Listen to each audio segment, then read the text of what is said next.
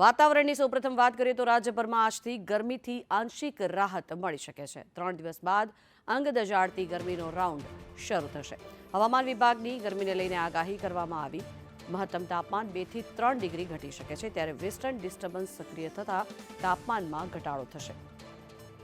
Ahmedabad 41.5 degree સાથે hottest શહેર બન્યું છે, ત્યારે ગાંધીનગર અને ડીસામાં 40.6 ડિગ્રી તાપમાન નોંધાયું છે। વડોદરામાં 40.6 અને અમરેલીમાં 40.3 ડિગ્રી તાપમાન નોંધાયું। રાજકોટમાં 40.7 અને સુરેન્દ્રનગરમાં 40.8 ડિગ્રી તાપમાન નોંધાયું છે। ત્યારે હવામાન વિભાગની આગાહી જે સામે આવી છે તેને લઈને કયા શહેરમાં હાલ કેટલું તાપમાન છે એની માહિતી આપણે આપીએ। ભુજમાં 38.4 ડિગ્રી અને ભાવનગરમાં 38.7 ડિગ્રી તાપમાન નોંધાયું છે।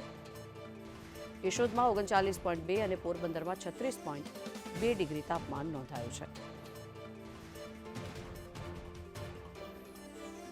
મહત્તમ તાપમાનમાં 2 થી 3 ડિગ્રીનો ઘટાડો થવાની શક્યતાઓ પણ હવામાન વિભાગે વ્યક્ત કરી છે, ત્યારે આજથી ગરમીમાં આંશિક રાહત મળી શકે છે। હવામાન વિભાગ દ્વારા આગાહી કરવામાં આવી છે અને હાલ કયા શહેરમાં કેટલું તાપમાન છે તેની આંકડાકીય માહિતી આપના સુધી પહોંચાડીએ તો રાજ્યભરમાં આજથી ગરમીની આંશિક રાહત મળી શકે છે। અમદાવાદ જે છે હાલ રાજ્યભરમાં સૌથી ગરમ શહેરમાં અમદાવાદનું નામ સામે આવી રહ્યું છે, ત્યારે 3 દિવસ બાદ અંગ દજાડતી ગરમીનો બીજો એક રાઉન્ડ શરૂ થાય તેવી શક્યતાઓ જોવામાં આવી રહી છે।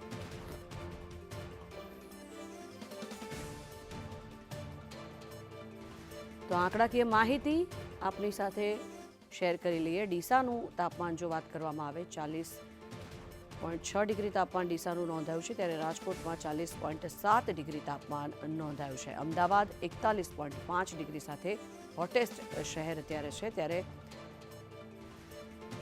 ભાવનગરની વાત કરીએ તો 38.7 ડિગ્રી તાપમાન નોંધાયું છે, ત્યારે કેશોદમાં 39.2, પોરબંદરમાં 36.2 ડિગ્રી અને ભુજમાં 38.5 ડિગ્રી તાપમાન નોંધાયું છે।